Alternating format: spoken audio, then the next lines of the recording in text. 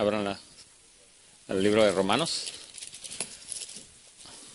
Romanos capítulo 1. Y he sido asignado Romanos 1, versículos 16 y 17.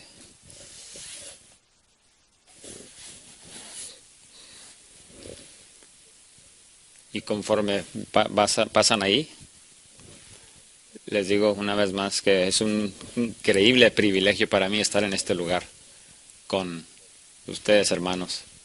Y es de muy significado, un privilegio muy significativo estar aquí, porque debimos haber estado aquí el año pasado y esta conferencia no ocurrió, pero hace un año también estaba en medio de algunas cirugías de corazón, pero el Señor me guardó y conforme vine aquí, y Austin me dijo lo mismo esta noche, Austin, de que el doctor MacArthur dijo que la primera vez que nos vimos después de este relajo, estábamos en la conferencia G3 y John viene conmigo y viene hacia mí y me ve en los ojos. Estoy muy agradecido que no te moriste. Yo también.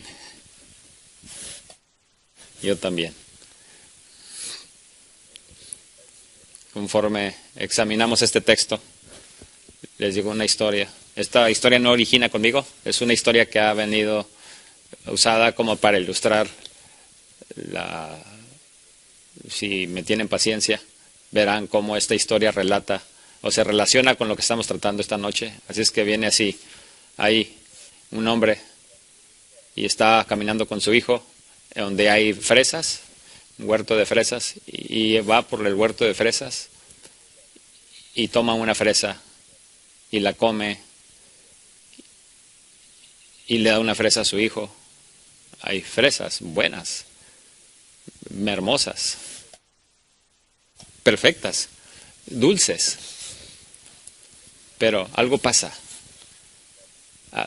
a las fresas conforme el tiempo, y las fresas vienen hacia adentro y las cortamos y se usan en otras comidas, en el cereal, y eventualmente las fresas se hacen jalea de fresa y eventualmente las fresas se procesan y son puestas en cosas como Pop-Tarts. Eventualmente la llevamos al laboratorio, las fresas, y donde hay una esencia de fresas, ahora sin fresas. Eventualmente los hombres no llevan sus hombres a huertos de fresas, ahora van y les dan slushes de fresa que no tienen nada de fresa, es todo procesado. Es una combinación de químicos y colores y fructosa, y al hijo le encantan las fresas, el compuesto de fresa, y se acostumbra al compuesto de fresa, pero un día el hijo, quien ha crecido a amar el compuesto de fresa, y un día va por el huerto de fresa y escoge una fresa real y se la come, y no le gusta, porque no sabe como el compuesto de fresa y de imitación. Hermanos, creo que es lo que hemos visto que ha ocurrido al Evangelio.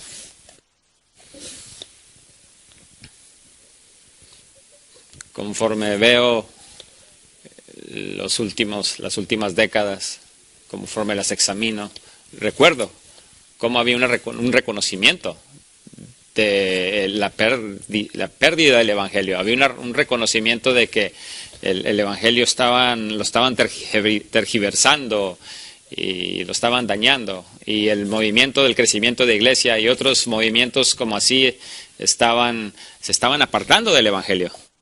Y de pronto, en respuesta a eso, tenemos todo centrado en el Evangelio y este intento de recuperar el Evangelio y que el Evangelio fuese el centro de todo y de pronto eso también se tornó una moda. El Evangelio se tornó una moda y Evangelio esto y Evangelio aquello y todo Evangelio.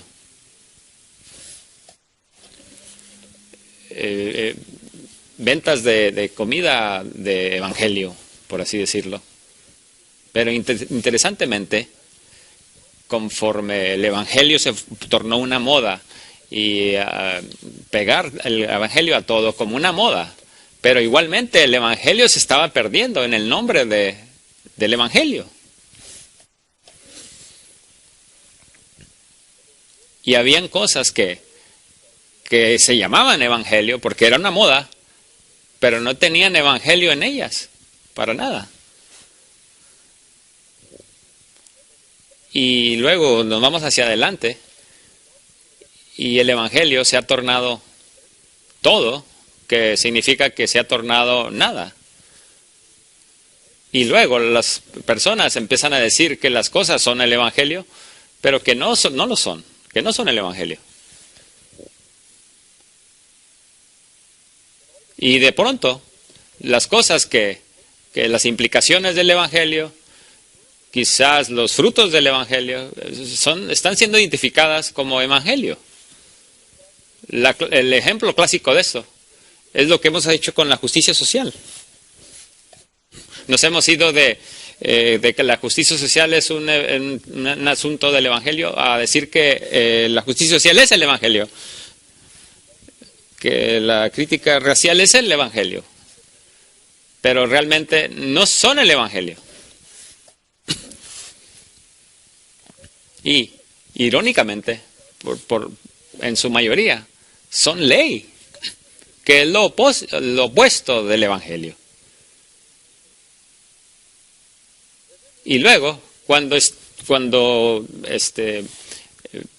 te paras firme por el Evangelio, quizás había una declaración acerca de la justicia social del Evangelio, hipotéticamente.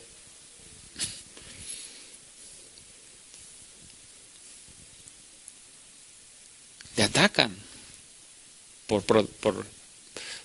la misma gente que dicen que decían que su deseo era recuperar el Evangelio. Te atacan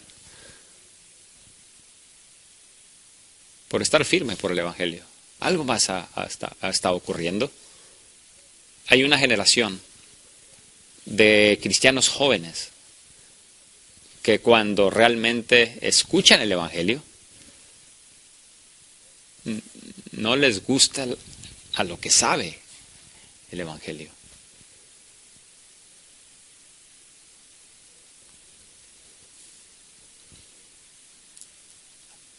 Había una clip reciente de Abimelech Clipney, que es el autor de Cómo ser un antirracista. Si no han leído Cómo ser un antirracista, no lo leas. No lo leas, Cómo ser un antirracista. No leas ese libro.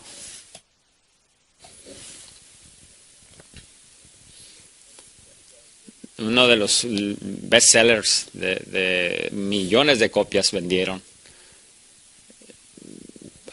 Muchos han pagado miles de dólares por empresas Fortune 500 para que les digan acerca de todos los detalles del racismo y la culpabilidad que hay. Ese es el tema del antirracismo de este hombre. Este libro está usando tristemente en iglesias, promoviéndose por líderes cristianos, y recientemente estaba en un evento sentado en la explanada ahí y le preguntaron acerca del rol de la iglesia en este tema del racismo. y acerca de cómo el evangelio ya no era paliatable, ya no lo aceptaba la gente. Y era teología de liberación y había teología de salvadora. Y Kidney argumentaba de que Jesús era un revolucionario y que era acerca de liberación y de que los cristianos en la iglesia deben ser acerca de libertad, liberar a las personas de la opresión del terrenal y de los opresores terrenales, y de eso era Jesucristo y de eso debe ser la iglesia, según este hombre. Pero contrastaba esto con la teología de la salvación, del Salvador. La teología del Salvador es esta idea antigua, idea racista, de que lo que necesitamos hacer es que las personas tienen que ser salvas y que tenemos que ver a las personas de manera individual y traerlos a la iglesia y que sean cambiados y que sean transformados.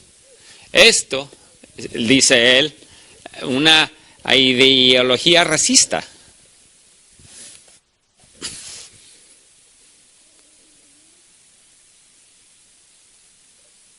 ¿Ese es el evangelio de antirracismo? Ve hacia el evangelio bíblico y dice, es malvado, dicen. Y sus libros están en iglesias, usados y promovidos, aún por algunos que diríamos que hace unos pocos años consideraríamos héroes y gigantes.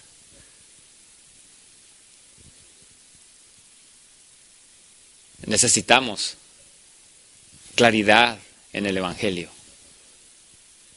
Necesitamos confrontar la maldad como esta, hay que confrontarla. Necesitamos reconocer que esto es un ataque en el evangelio y en el Dios del evangelio. Y necesitamos hacerlo claro. Esa es mi tarea esta noche. Romanos capítulo 1, versículos 16 al 17. Y dice, porque no me avergüenzo del evangelio, porque es el poder de Dios para salvación a todo aquel que cree, al judío primeramente y también al griego. Porque en el evangelio la justicia de Dios se revela por fe y para fe.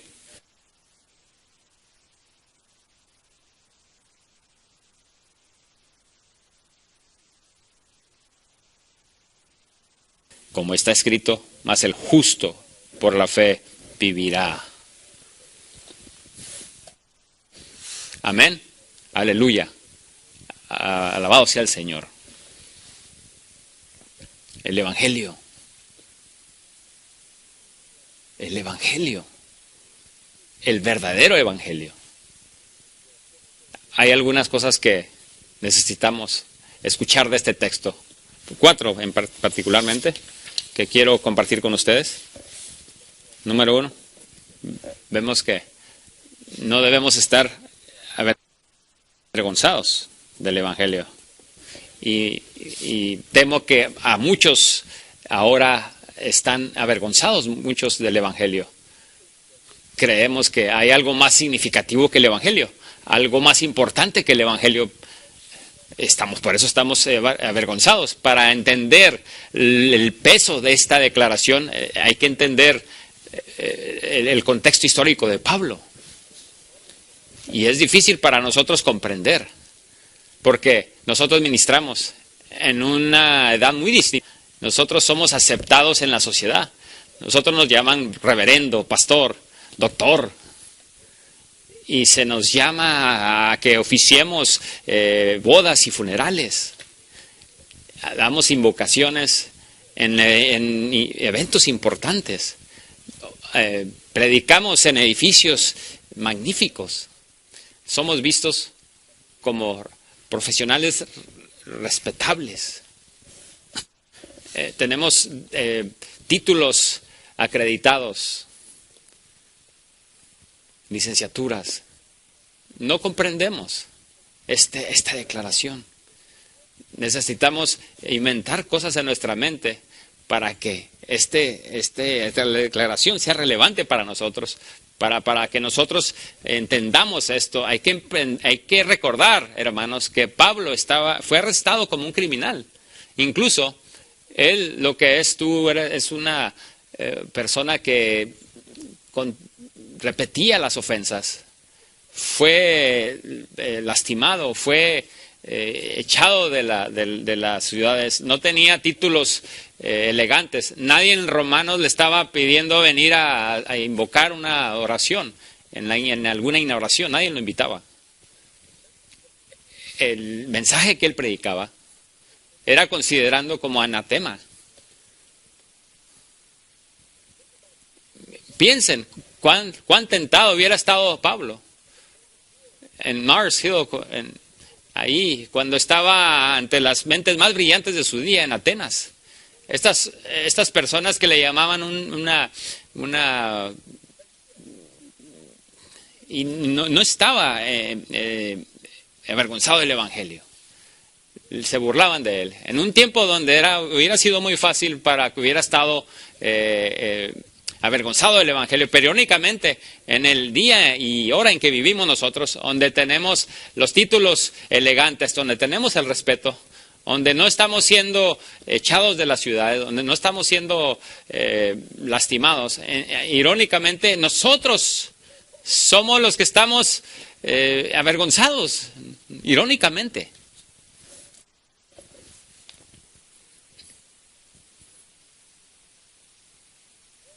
Nosotros somos los que, cuando se nos da una oportunidad de estar en la televisión, no queremos vernos muy hacia atrás.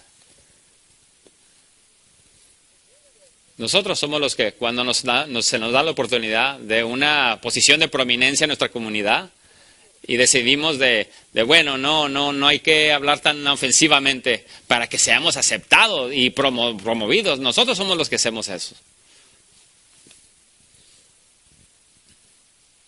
Somos los que hemos creído que hay cosas más significativas que el trabajo que hacemos en proclamar y predicar el Evangelio.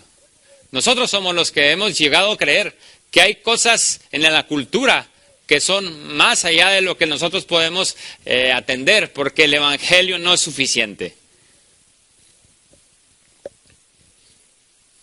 Creo que hemos visto esto de un sinnúmero de maneras. Recientemente, algo que me llamó la atención recientemente, de un contraste muy claro, y no quiero meter todo aquí porque estaríamos aquí toda la noche, pero un contraste muy claro recientemente. Llega COVID y las cosas se apagan, se cierran y nadie sabe lo que va a pasar y hay temor y nos dicen que las personas van a morir en millones y luego se nos dice que no nos podemos reunir, se nos dice, y hay mucho que se puede decir de eso, pero se nos dice que no nos podemos reunir, así es que muchos simplemente no se reúnen. Algunos se empiezan a reunir. Son demandados por la ciudad y ganan.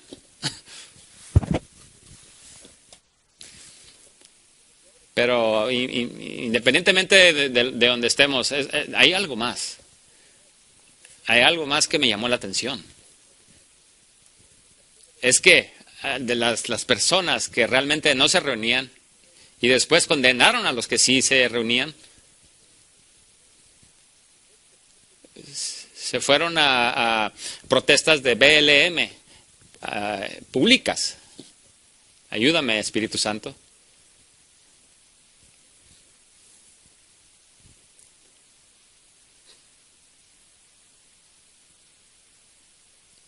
Y la ciudad no les dijo nada. No vino tras de ellos. ¿Por qué? Porque tanto ellos como la ciudad creían que eso era más esencial que los santos reuniéndose con el ministerio del Evangelio. Eso es ser avergonzado del Evangelio. Eso es.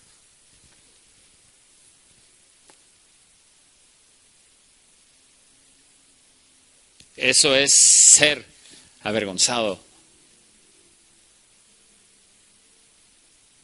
Y eso es lo que hemos visto, es lo que hemos estado viendo. Pero, escuchen esto, estas palabras. El mismo que dice que no se ha avergonzado del Evangelio, dice, le dice en 2 Timoteo 4, te llamo a que predica la palabra, está listo en tiempo y fuera de tiempo, con paciencia, porque vendrá tiempo cuando no sufrirán la sana doctrina, sino que teniendo comezón de oír, se amontonarán maestros conforme a sus propias concupiscencias, y apartarán de la verdad el oído, y se volverán a las fábulas. Pero tú, sé sobrio en todo, soporta las aflicciones, haz obra de evangelista, cumple tu ministerio. No estés avergonzado del Evangelio. 2 Corintios 4, afligidos en todo.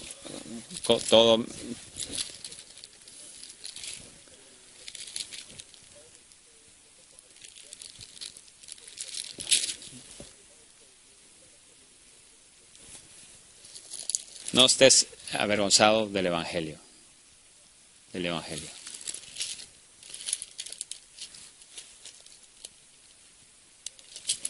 No podemos tener claridad del Evangelio si estamos avergonzados del Evangelio. Y no solo debemos evitar estar avergonzados del Evangelio, pero debemos tener confianza en el Evangelio. Pablo dice, no me avergüenzo del Evangelio, porque es el poder de Dios para salvación. Es una cosa no estar avergonzado del Evangelio, pero es otra cosa que realmente es tener confianza en el Evangelio. Y cuando digo tener confianza en el Evangelio, lo que quiero decir es que tener confianza en el hecho de que Dios usa el Evangelio para salvar a pecadores, de que el Evangelio es el poder de Dios para salvación, de que el Evangelio es suficiente y que nuestro trabajo en el Evangelio llevará fruto y nuestra obra en el Evangelio es nuestro llamado más elevado, de que tenemos confianza en el Evangelio. Pablo dice en 1 Corintios 1, 18, porque la palabra de la cruz es necedad para el que se pierde, pero a nosotros que estamos siendo salvados es el poder de Dios. Creemos que el Evangelio es poder de Dios, que lo creemos, y ese es el poder. Ese es el poder de Dios para salvación. ¿Creemos eso? ¿O creemos que hay algo más que las personas necesitan? ¿Creemos que necesitamos graduar del Evangelio?